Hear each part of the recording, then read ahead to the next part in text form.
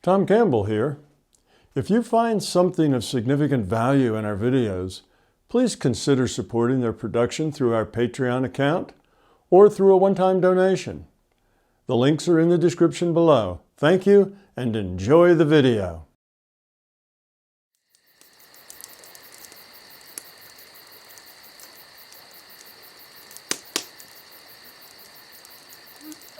Boris, you're up next. Hey, Tom.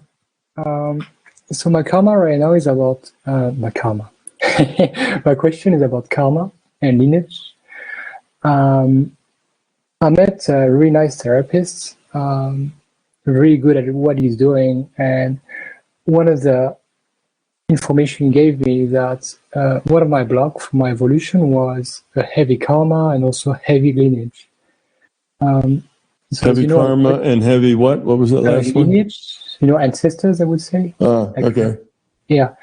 And so, as you know, I'm quite intuitive right now, hopefully, and skeptical. So, of course, I tuned into it. I checked my datas.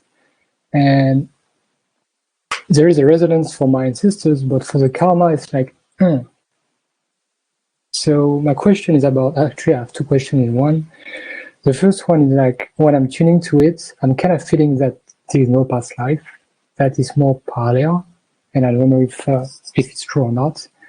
And the other question is about if karma is actually an illusion that we picked up from that PMI. I think karma is, it's one of these ideas that fundamentally there is this thing that we can call karma, but it's really very simple and it's not complex at all. And what it says is that if you don't learn your lesson now, you get to learn it again some other time. And if you don't learn it then, well, you get another chance. Like you just keep working at something until you get it. So if you have anger issues and you have anger issues for the last 50 incarnations, well, you'll just keep working with those anger issues until you outgrow them, till you get over them. Okay. Now that simple idea is that you don't advance, you don't grow up until you've done the work. It's just that simple. You don't pass just because, well, I've been trying a long time, so why don't you just advance me, for the effort I've put in? No, you either do the work or you don't grow up. Well, that's the very simple concept. And I think that's where karma comes from. It says, well, okay, I had this incarnation, I did some bad things. Now I'm going to have to overcome that because before I was grown up to this level and now I did a lot of bad things and now I de-evolved a little bit. And I'm down here. I'm going to have to, chug back up there to go higher again because I've de-evolved. So it's a matter of evolution and de-evolution. So there's no free pass. And to me, that's all karma is. But now people take that simple idea that there is no free pass, that you have to do the work before you evolve, and that if you de-evolve, now you've got extra work to do to get back to where you were. They take that idea and, I don't know, package it in all kinds of interesting ways. Well, okay, I was a murderer in the last life and I shot somebody, so somebody's going to have to shoot me in this life because that's karma. Well, that's, to me, is just stretching it a lot. It doesn't mean that whatever it is you did, that something just like that's going to have to happen to you. It just means that that's what you did. You're going to have to do things that outgrow that. Now, maybe being murdered would be a good thing to show you that isn't nice. If you were on the other, seeing the other side of the picture might be something that would help, but not necessarily. That may not be so much help. Well, if it's not so much help, then you're not going to do it. So there's nothing that says, oh, if you did this, it has to happen to you. So I think karma has been institutionalized into a lot of very particular stuff in people's minds when really it's just the simple idea that there is no free pass, that you've got to evolve by doing the work. And if you de-evolve, you've got even more work to do. And it doesn't matter whether that takes, one lifetime or 10,000 lifetimes. it'll take as long as it takes. And that's basically, to me, that's the concept of karma. And it's been sliced and diced and made into a consumer product that's well, I don't know, easier to sell, more fun to talk about, So that's my view of karma. It's not really as much as it's made out to be. It's just a simple, basic fact of no free lunch. Nice. Thanks you, Tom. I have another question which is related to that. So basically, when I'm tuning into that, like, particular life, which is stuck, I would say, it's funny because I'm always getting that this is not a past life, but this is a parallel, like playing at the same time, which at the moment I don't know yet. I don't know if it's my mind or whatever. And so my question is that, is there such things as parallel life? And my other question is, if it's parallel, can I just disconnect from that? Just, it's none of my business. You can solve it later. Yeah. No, there really is no such thing as parallel lives. I'd say no, it's not like that. There's history. There is history. And, but history's over with. History's done. It doesn't keep repeating itself, and it doesn't keep going on from there. It's history. So there's that, and you can get into past life in the database and explore those if you like.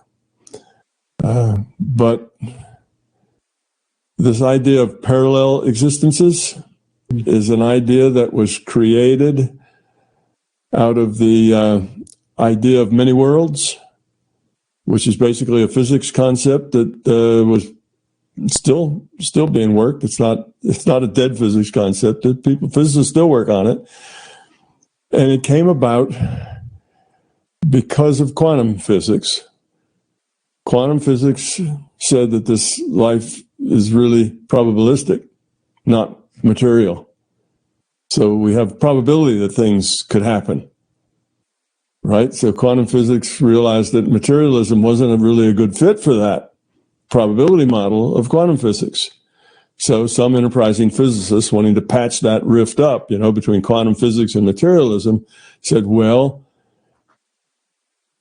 every time something unique happens, something new happens, another universe, parallel universe, is set in motion. So every possibility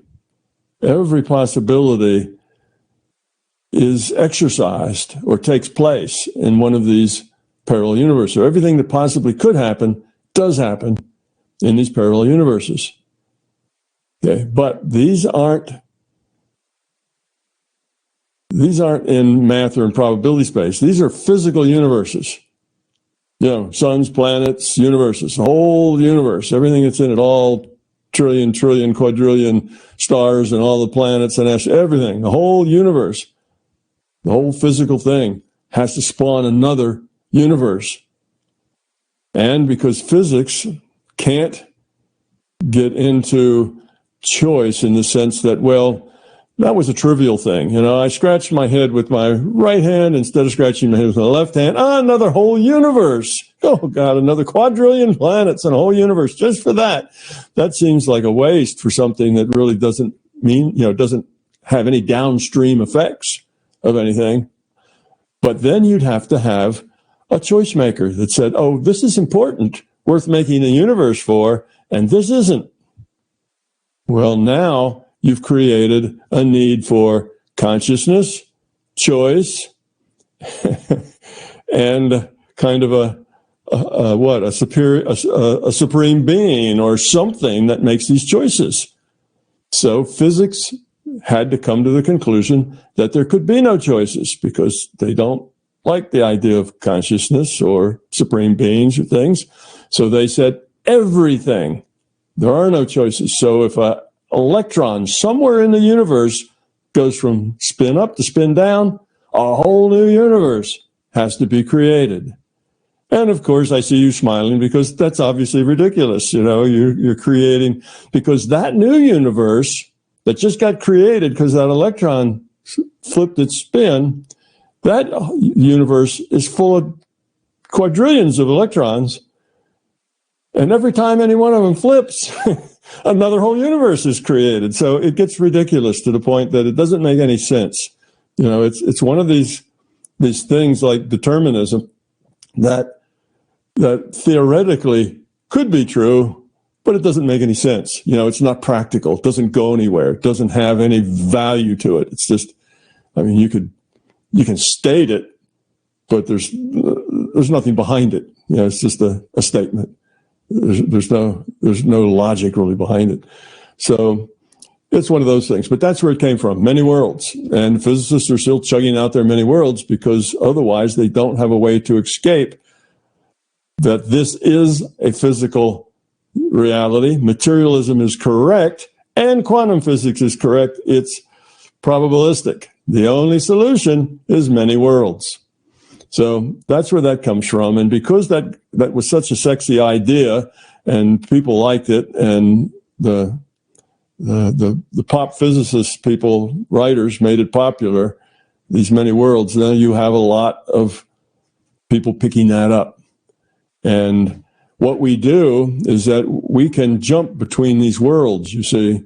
So there's another, quadrillion of Boris Jungin someplace, all scratching their head with this hand instead of the other hand, all over the place, doing every possible thing that there is to do. Now, you see, in MBT, we have something similar, but it's not outrageous. And that is, we have databases. And the databases are just calculations. They don't need whole physical universes. They're just calculations. And they have a calculation of all the possibilities, everything that could happen, and the probability that it will happen. Okay? So that's very similar to everything that could possibly happen in these parallel universes, but it's everything that could possibly happen along with its probability. But that's just a database, and it's just a computation. And that it's not a fixed computation. It's something as time goes on, you keep fixing, the errors in that, because if you guess wrong, then you have to fix it. And there is a source that says scratching your head with one hand rather than the other. Don't bother with that. We're not going to keep that, because in my theory, there is a consciousness that can make those choices. There's a computer, an AI, if you like, that has a threshold of meaningfulness that if there isn't any downstream connections, if it doesn't drive anything, if my behavior doesn't change anything else, it's just my behavior and it ends there. It's not like if I, drop a bomb on a city someplace, well, now my behavior dropping a bomb affects millions of other people. So that's important. But if my choice doesn't affect anybody but me, and it doesn't even affect me except trivially, then why keep it? So now you have a source that in my model, it's everything that could possibly happen and the probability that it will, to a reasonable extent. To a reasonable extent. We don't keep every detail. We just keep the stuff we think will be interesting later on and has downstream effects. So that's kind of the difference between MBT and many worlds. But that's where your parallel universe comes in. It's very popular now. New Age picked it up. Even some gurus, even some of the Eastern things, kind of picked that up. So it's kind of a popular concept in our time, because it is kind of, sci-fi and interesting, and a lot of movies will play on that. But it's not really the way the world works, because it doesn't make any sense. It's totally irrational as far as virtual reality goes. The computation goes infinite, because every universe now spins off quadrillions of new universes per microsecond, and so on. And you can see the numbers just go way out of, way crazy very quickly. So anyway, that's where that comes from. And so I wouldn't put a whole lot of confidence in things that are happening in another parallel universe. But when I hear people use that kind of terminology, and I hear them using karma, what I do is I just translate it. I don't think that that's something wrong. It's not wrong. It's just a different set of metaphors. And I look at it as, well, when somebody tells you that, one of your problems is karma, well, they're telling you that you've got some things you've been working on that you haven't solved yet, and you're still working on them.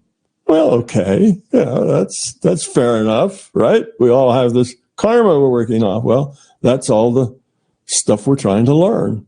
So I just look at it that way. And when somebody tells me that such and such in a parallel universe, that they've gone to a parallel universe and doing something, I think they're using their mind, their intention. They're going to something in the database, and they're collecting data from that database, because once time goes by, you have the past database, which is everything that could have happened, all the possibilities that could have happened, and a probability that they would have happened. So that tends to be where people are getting their information from parallel universes. They're really plucking data out of a database using their intention,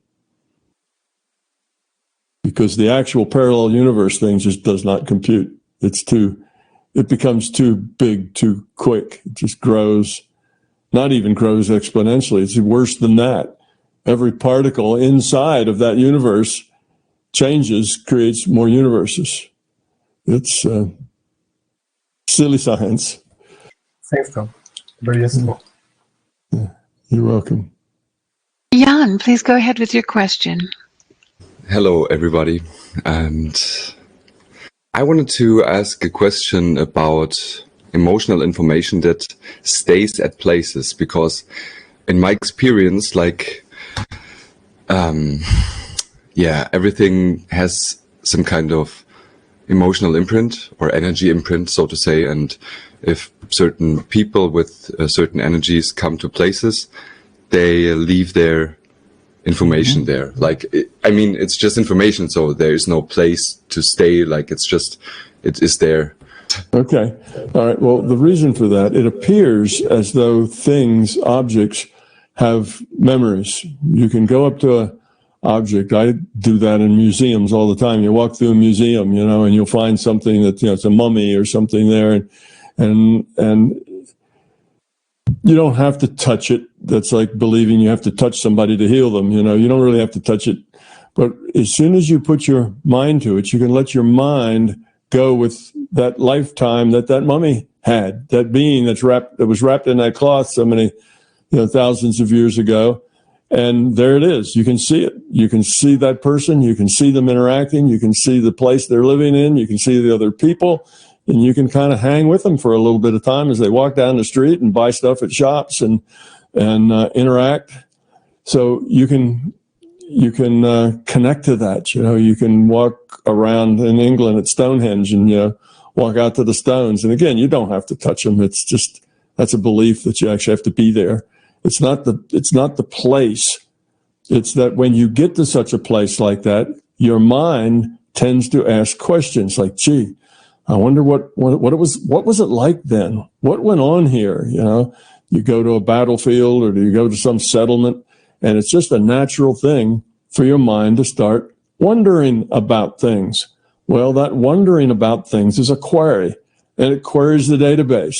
And if you happen to be in a meditative state, or you are just a person who has good intuitive connections, then all this information will pour in about that place, that person, that ring, that watch, that fabric of cloth, whatever it is.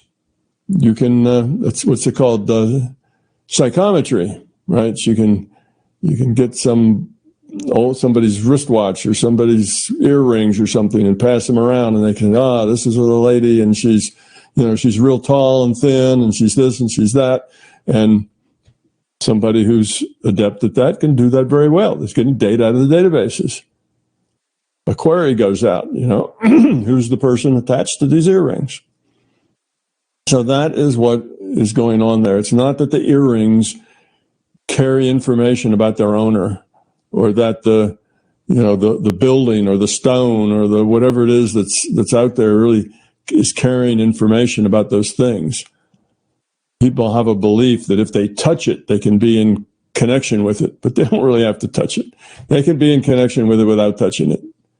That's the similar belief that you have to touch somebody to heal them. It just seems rational to people in our virtual reality. In order to affect something, you need to touch it so the energy can flow, so the information can flow from it through your fingertips and that kind of thing. Well, that's our sense of material process, and it doesn't apply to consciousness.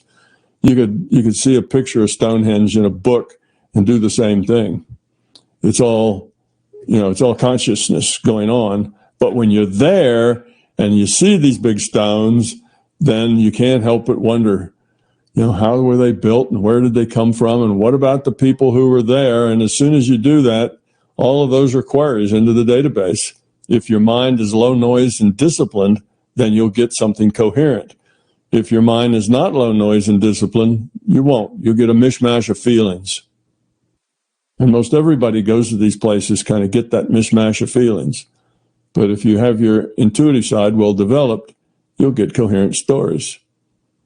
Okay, that's really helpful. And I would like to pose another question. It's a really quick one, because I wondered if the YouTube algorithm, the random YouTube algorithm is working so random that actual consciousness entities, for example, in different dimensions, help giving certain people certain videos in the recommendations that they click so that they can get the perfect information at the perfect time for them to develop or get some kind of information.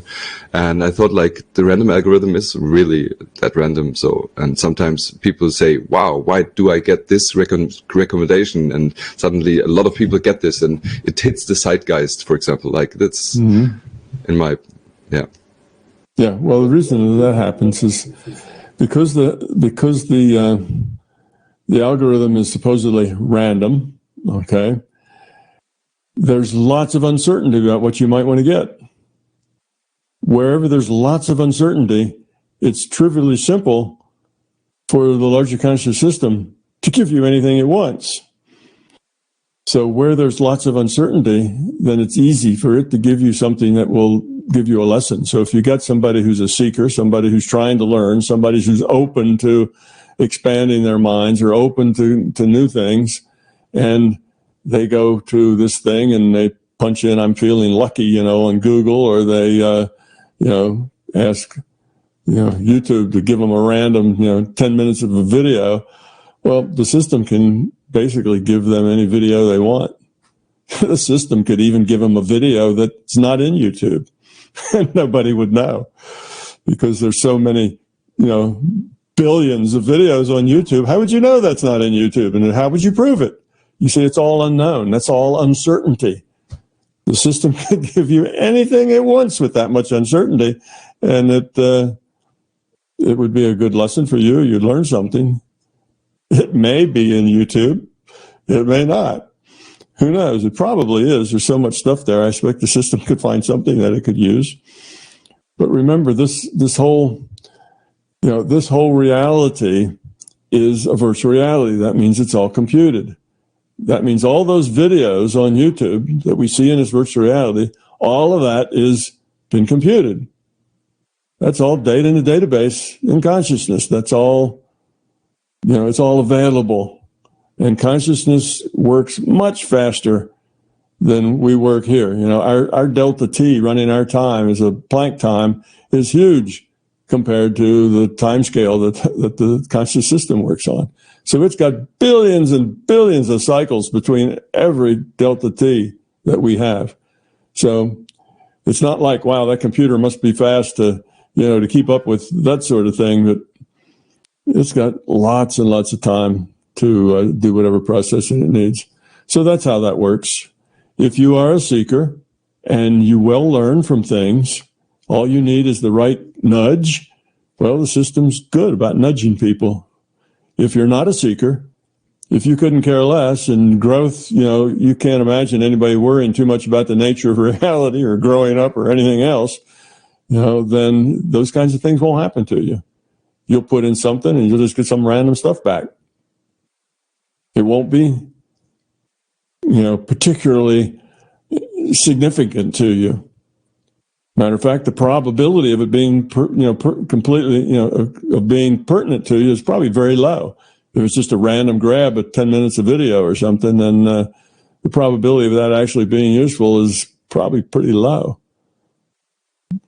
But if you are a seeker and you just could maybe take the next step if you had a little nudge, well, the probability of getting that nudge then is probably pretty high, because you've got a situation that the system can easily use without ever being noticed that it does anything, which is its criteria.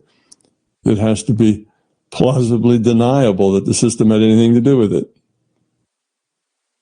So that's why those things work. And a lot of things are like that, where you any place that you have chance, then the system can use that to communicate with you. That's how a lot of the prognostication is done. What the oldest prognostication tool is a handful of chicken bones. And you take the chicken bones and you throw them out on the ground, and depending on how they lay on the ground and which bones are which and how they're propped up or whatever, then the person who knows how to do that can read your fortune, tell you what's going to happen, tell you things about the future. Well, because that's a random process, the system then can provide that shaman with information that's useful. Same with consulting the I Ching, right? You do that through a random process. Why is it all these things that are random processes? Reading tea leaves, it's a random process, right? The tea leaves all swirl around, and how they'll fall out in the bottom of the cup is a random process. Well, you consult the I Ching the same way. You have a random process. That random process gives the system an opportunity to give you whatever's helpful to you. If there were no random process, then it wouldn't work. So you'll find all the prognostication tools mostly have to do with random processes, or things so fine that there's a lot of noise in it, and the noise basically provides the random process. If there's like 100 ways to interpret something, then that kind of solves or serves the purpose as the random process. You can interpret it however it comes to you to interpret it. So the ultimate random process is grabbing 10 minutes out of YouTube. Yeah, that's a pretty random process, even when you're trying to get something specific. Does that answer your question? Yes, it does. Yeah, it fits perfectly with my experience. Like, everything gets really more clear and fun. And it's cool. like the system nudges one and gives the perfect stuff to learn. It's really cool. Yeah, that's why it seems to work for some people, and other people it doesn't work for. Some people could do that random thing 100 times, and all they get was nonsense every time. Other people, every time they do it, they get some fantastic answer back. That's because they're ready to learn. Those fantastic answers are significant and important to them. The other people aren't. You give them a fantastic answer, they wouldn't even notice. It'd whiz right by them, and they'd never notice it. So, yeah, that's how those things work. Okay, thank you. Mm-hmm. Isn't it cool how just one simple idea like virtual reality can explain so much stuff? Yeah, it's so simple. It just does everything. Like, so simple, really. Yeah. But it's also sometimes see then all the stuff that happens. Like, I have trouble dealing with all this stuff that's going on out there.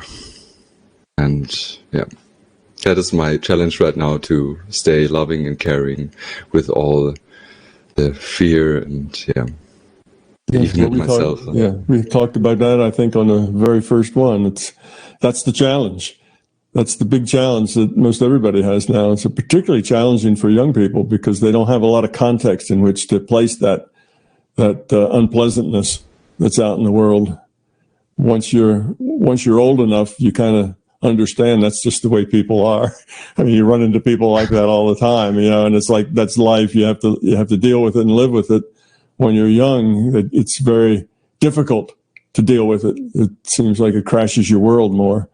So it's hard for them because they don't have enough experience yet to have a context in which they can place it all without being upset by it.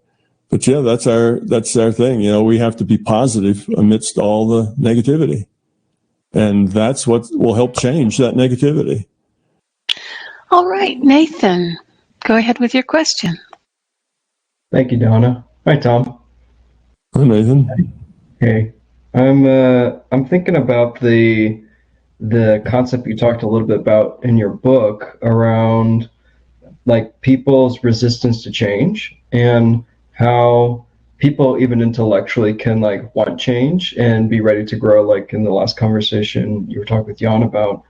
But at a being level, there's at least maybe parts of a person that are resisting change or not ready. And I'm wondering if you could speak a little bit more to just that inherent resistance to change. And I'm curious, like, how that arc of transition happens where more of a person, different parts of them are on board with change, or maybe in an exemplary story of how, like, what a person looks like when they're really ready for change, and yeah, maybe a story or just some riffing off of that whole concept. Well, the whole idea of whether you're really ready for change or not depends on how, I don't know, the word that first came to mind was how authentic you are about changing, but it's how committed you are to that change, how much you really do want to change, and how much do you think that change would serve your image, or how much does that change is something that you should do, but you're not really committed to. I mean, how many people tell you that they'd like to, stop smoking or lose weight or begin exercising regularly, and they never do? Now they know they should. Their intellect knows that would make them healthier, eat better, clean up their diet, stop eating so much junk. Well, almost everybody thinks these things. Okay, I could lose weight, I should exercise, I should do this, I should do that. They don't do it. It's something they should do, but they don't. Well, why don't they do it? It's clear that it would be better for them. It's clear they'd be healthier. It's clear that that's better, but they still don't do it. Well, that's because they're not committed to it. They think, it's part of their image, part of their self-image. I should do this because I read that it's a good thing to do. I should eat better. I should lose weight. I should exercise every day. Yes, of course I should, but that's just the intellect. At the being level, no commitment whatsoever. The intellect thinks it should. So the intellect, the ego, and the beliefs, they may be all on board with that, but it doesn't move anything. That stuff is like, dross. That's not where growth comes from. So nothing happens. Now, when they really authentically want to change, I need to lose weight or I need to exercise. When that becomes an authentic thing at the being level, they'll do it. And another odd thing that turns out is that if you're addicted to something and you quit because you think you should, like stop smoking, say, and so you don't smoke anymore because people don't like it, and your children don't like it, your spouse doesn't like it, you cough and so on. So you say, I really need to quit. So you do, but you have this terrible, long, several years long thing. Every time you sit down and have a cup of coffee, you just want that cigarette, and you have this withdrawal symptom that goes on and on and on, and you see other people smoking and then you want one, and eventually you go back to it. It doesn't last but so long. Then you're back to the old habit again. If you actually wanted to quit at the being level, you wouldn't have any withdrawal symptoms. Those withdrawal symptoms are a reflection of your not really wanting to, but doing it anyway. That's the struggle with yourself. If you really want to quit, you'll just drop those cigarettes and you'll have no interest in them again, ever, period. You won't suffer all the long withdrawal. Now, it doesn't mean that there is no such thing as withdrawal from anything, but mostly withdraw, mostly disappears, goes from something that you struggle with for years to something that is trivial if you really are committed to what it is you're doing. So that's why, you know, there's people want to grow up. I'd like to become love. I'd like to get rid of this fear. And yeah, I see all the bad things it does in my life.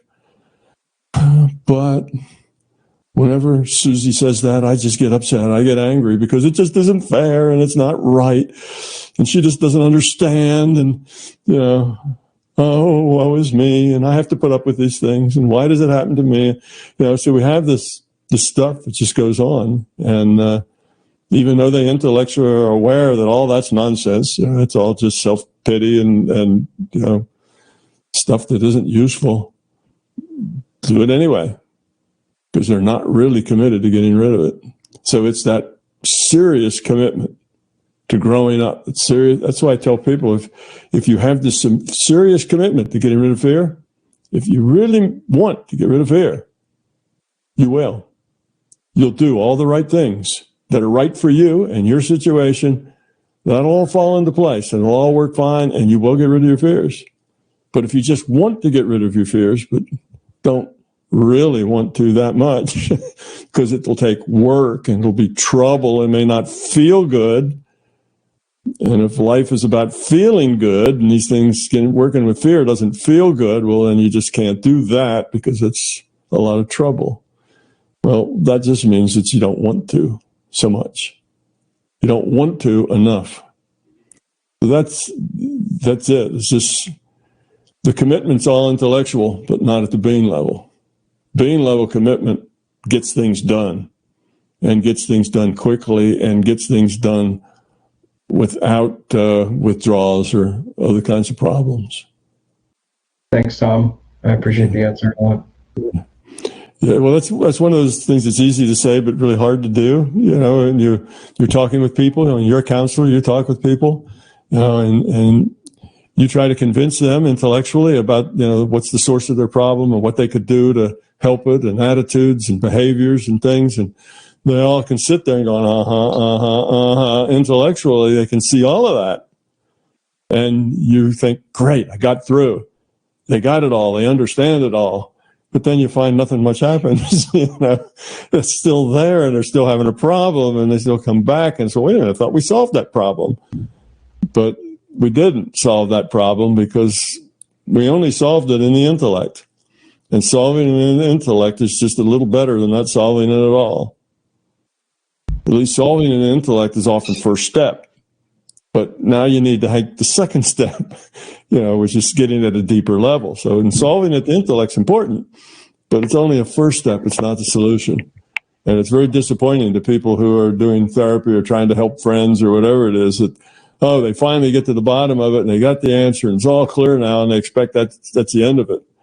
But that's only step one. And step two is a lot harder than step one. And most of the time, step one isn't all that easy. But step two is a lot harder. And in a sense, it's a lot simpler. I mean, it's just a matter of commitment. It's just attitude.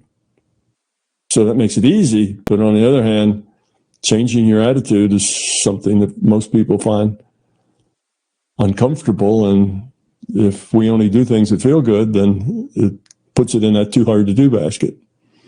Is there sort of an individual path that's inherent to that process? Like it's not the same for everyone? Or is there sort of, kind of generally speaking, like it's for like, maybe for this person, it's about just being more authentic with the fact that they don't want to change and just, you know, maybe that's not who I am, and just being okay with that for a second. Or, you know, like maybe for this person it's authenticity, or for this person it's X, Y, or Z. Is there any difference to it? Yeah, there is. It's different for different people. Most people deal with that, you know, not being able to get from step one to step two by justifying step one. You know, justifying where they are isn't really all that bad. And going to step two is different. It's change. It's going into a space that they're not familiar with. That's scary. So you have a big problem with justification. Well, I've been getting along for the last 30 years this way, and I'm doing all right. I got a decent job, I got a family, and okay, we have problems and we fight a lot and this and that, but this other way is unknown. Who knows what that happened? What will go on there? That's kind of scary. So it's a fear of the unknown is a big part of it. Not wanting to leap into that, get rid of the fear. It's a big change in your life. And you have to be willing to take whatever consequences come with that. Well, all the long-term consequences are going to be good, but there may be some short-term consequences that are a little painful. So yeah, fear is a big one. Justify what you got. It's not all that bad. Afraid of change, big change, changing yourself. You won't be the same person anymore. What's that going to do to my world? That's a problem. And also there's the reason that the person's there isn't really because they want to change so much as somebody else wants them to change. They're having problems. People don't like the fact that they smoke, or they're having problems at home, so their wife says you have to go to a counselor, or we have to go to a counselor, or something like that, but they really don't want to be there. So some of it is they don't really want to change anyhow. They want everything in life around them to change to suit them. That's the change they'd like to see. They no doubt would like things to change. Things aren't very good now. I'd like them to change, but I'd like them all to change in my environment so I get to stay the same and everybody else changes to suit me. Well, it's just a very self-centered, focus. But the very vast majority of people in our culture are very self-centered. So you have a lot of that. So fear, self-centeredness, not a lot of commitment in the first place, not even intellectual commitment. Those are the things that sabotage people actually changing. And if you're a therapist working with people changing, that to have somebody actually change themselves and actually grow up and become a different person, that's far and few between. That doesn't happen a lot. How many people see the problem intellectually? Oh, if you're a good therapist, probably 80, 90%. But the percent that actually go on to change themselves to who they are, well, when those happen, you really feel good about it because, you've really affected somebody's life long term. But that's the far and few between. Unfortunate. That's why it doesn't only take 2 or 3 life experiences for us to grow up. It takes tens of thousands because we're just not very fast learners, because we tend to only do what feels good and we're self-centered. So it's a slow process. Yeah. Thank you, Tom. That helps me put some of my context with people, some of my work with people in the context, and really helpful for me too. I really appreciate it. Mm-hmm. Ingo, go ahead with your question, please. Yeah. Hello, Tom. Hello, everybody.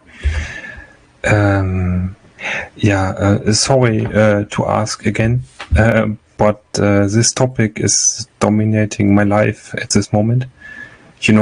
I have a degree in medical computer science. I'm educated in medical topics. I don't watch TV. I don't watch the news. But the people who do have certain opinions on certain topics, and they tend to reject everything that doesn't correspond to these opinions.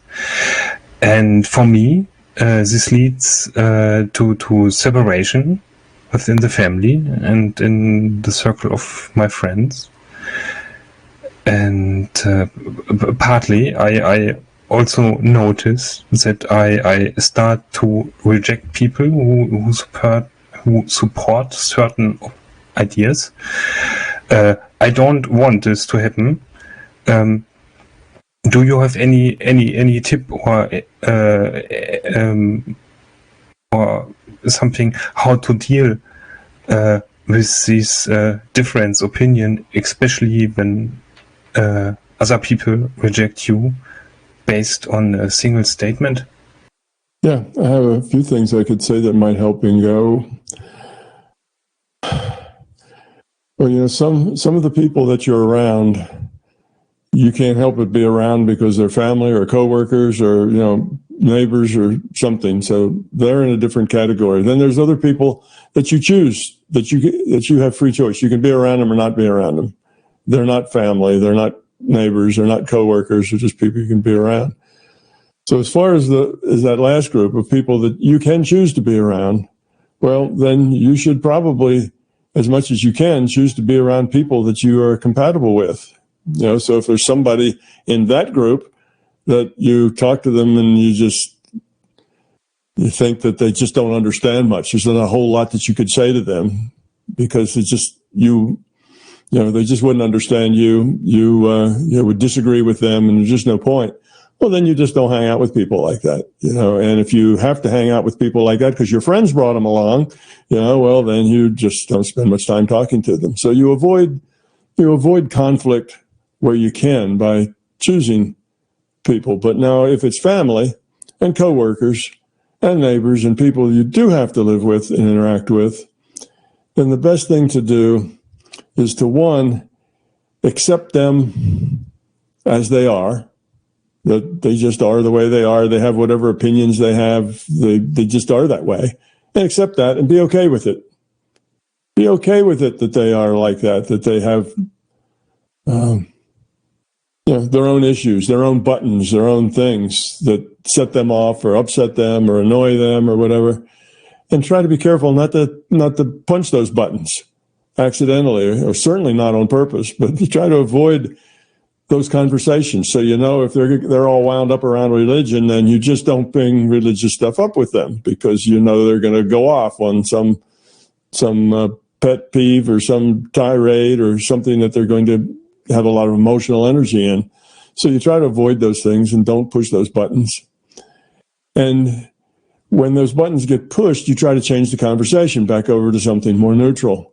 You don't take the bait. You don't go into it and say, well, I really disagree with you, but don't disagree. Just say, oh, yes, okay, I understand how you feel that way, guys, but do you think it's going to rain tomorrow? You know, you try to take subjects away from that. And if you know that if there's certain things you tell them about what you think and how you feel and what you do, that they are going to have problems with, don't tell them that. Okay, so I'm saying that there's some parts of you maybe you don't want to share with some people. And there's some parts of some people that you don't want them to share with you. And you have to kind of weave the two of those together in your social connections. So people that you have to live with, family, friends, neighbors, coworkers, well, then you can be careful about certain topics and certain things pretty easily. Family and others, well, there's some things you just can't talk about. Some things you can't share. Some topics that need not to be talked about. And if they keep wanting to talk about them, change the subject, just listen and nod, don't say anything back. Basically take a situation that would turn out negative and let it be at least neutral, if not positive. So that's the thing to do. Now, what does that mean? That means that in these relationships, you can't really be authentic. You can't really be you. You can't be yourself. You can't necessarily say all those things that you would like to say. But hopefully you'll have other friends that you can do that with. You won't be, alone on an island, can't talk to anybody but yourself. I doubt that's the case. There's probably plenty of people that you would find interesting to talk to, that you could be authentic with. Well, you need to kind of search for those people. Find them wherever you can. Maybe you find them on the internet. Maybe you find them in your social situation. But talk with them about those things that interest you. And those people where it sets them off, just let them be however they are. Avoid the arguments. You're not going to change them.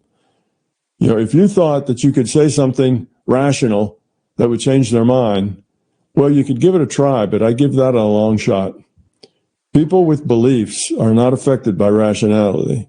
Rationality just annoys them because it makes them feel stupid. But they have this belief. So whenever you throw facts at a believer, you just anger the believer. You don't win the argument. So you kind of have to realize that. So quickly you'll learn whether or not you can actually be helpful to these people by giving them facts they don't know. But more likely, it's just keeping those facts they don't know to yourself because they're not going to be helpful. So you take the low entropy path with the people you have to interact with, make those interactions as good as possible. Again, let's say this person that says things that are negative towards you. If, let's say, out of the 20 things that kind of form their personality, let's say that 16 of them are really negative. Well, just interact with the other 4. Whatever those other 4 characteristics, that's the stuff you talk around. Those are the kinds of things you bring up that have to do with those things, and leave the rest of it alone. So if they're interested in whatever, they're interested in sailboats. Well, have you gone sailing recently? Oh, how far did you go? Was it windy? You talk about the things they're interested in, even if that's only 3 or 4 topics, and you'll let the rest of it go. So your interaction with such people is shallow. And that's sad, because if these are people you'd like to be close to, well, you can only be but so close, because you can only share but so much of yourself, and it may be shallow.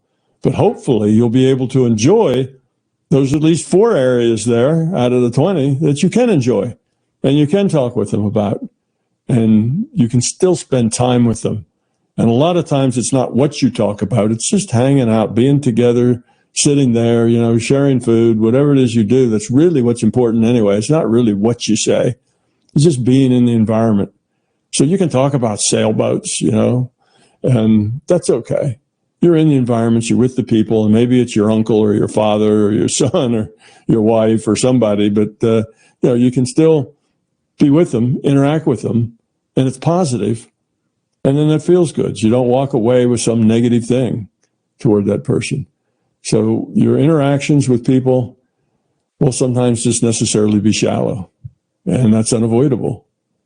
Otherwise, your second choice creates more dysfunction, doesn't help. What we're looking for is the low entropy solution. So enjoy those parts of people that you can enjoy. Avoid those parts of people that you can enjoy, that you cannot enjoy.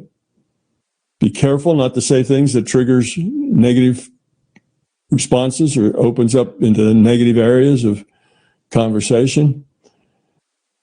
And otherwise, try to develop relationships with people that you can be yourself, that you can do that. And if you can't, well, then you just keep it to yourself. There's a thing about truth, and that it's not necessarily helpful to people to always tell them the truth. Sometimes it's better just to hold your tongue. The truth is only good to tell people when they can use it, when they can learn from it, when they can take it and use it. If the truth just makes them angry or upset, then the truth isn't something that you want to hand to them. It's not helping them. The truth is actually making them regress deeper into, their ego or their belief or whatever. So some people are ready for it. When they're ready for it, it's a beautiful thing to give somebody. And then suddenly they understand. But if they're not ready for it, better to keep it to yourself. So a lot of things that you'll not share. I don't share but maybe 15, 20% of the stuff that I've done, seen, been. I don't share it because it's not going to be helpful to people, because other people don't have that same experience. And if they don't have the experience, they're stuck in this place of either believing it or not believing it. Because most people won't just set it aside and say, well, maybe, because almost nobody likes uncertainty. So they always have to believe it or not believe it to avoid the uncertainty. And that's not helpful to people. So there's no point telling people things that they can't process and judge based on their own experience. It's not helpful. So in a way, that's a little lonely. Sometimes you'll be with people and still be a little lonely because you can't express yourself, but eventually you'll get over that and you'll enjoy just dealing with whatever parts of those people you can you can enjoy. And almost everybody, no matter how cranky they are, will have a couple of points that you can chat with that are positive. If not, then go sit down someplace else. Don't talk to them if you can't find anything positive to say. So I don't know. Does that help? Yeah. Yes. Of course. In the last 12 months, my social circle is cut in half. And it's difficult to cope with that. Nevertheless, thank you for your answer. I'm very thankful for that. Yeah, well, sometimes it's good for a social circle to shrink. If that social circle is creating more entropy than it's lowering, then, cut it in half and say good riddance. But you could be actively looking for new members to that social circle. Go to places where people who think like you do hang out. Go to places that, go to those events and those things where thoughtful people who want to discuss important things go. And you may not know of what those might be, but if you look around, you'll find there are things like that. There are people who get together and who socially meet either online or in person or whatever that discuss all sorts of things. Serious people who care about things, become a part of it. Join Donna's Healing Circle. You'll find all kinds of people there. They're all open-minded and energetic and full of life. Just find things that attract people like yourself and start building that social arena back up again. And it may turn out that they're more online than they are actually physical. Well, that's okay. That really shouldn't be a problem. But that's part of getting, that's part of being in this world, dealing with a negative space positively. So you have to deal positive with it. But you can build that social circle back up to, you just may have to search a little bit. Maybe it's not what you're used to doing, but there are groups of people who have interests in interesting things. You can partake of those. And since a lot of it's on the internet these days, they can be anywhere in the world. They can be anywhere in the world and you can join with them. So it's a lot better than it used to be. I know when Vanessa, I don't know if you know who Vanessa is, but she's a girl in Canada. She does, she's about the fourth time through reading MBT with groups of people. And when she has her little book club thing, reading MBT, she'll have people from 20 different countries there. They're from all over the place, are part of it. It's not just people in Canada. It has people from everywhere show up. So there's lots of things like that that are available. But you do have to spend time with your family and your children and, all your loved ones and that kind of stuff. And you just do it the best you can. And realize that if it can't be but so good, accept that. Don't be upset or angry that it's not better than it can be. It is what it is. And accept that without any anger. Accept that with being positive. It's okay that that's the way it is. Yeah, thank you very much. Maybe this is the next test. No? Who knows? Exactly. All life is a test. Okay, thank you very much, Tom. Mm-hmm. Well, Tom, that wraps up the 77th Fireside Chat. And I would like to extend out an invitation to all of those people who joined Vanessa's book club to come and join the Fireside Chat and ask their questions. Mm-hmm. That'd be great. Thank you, everyone.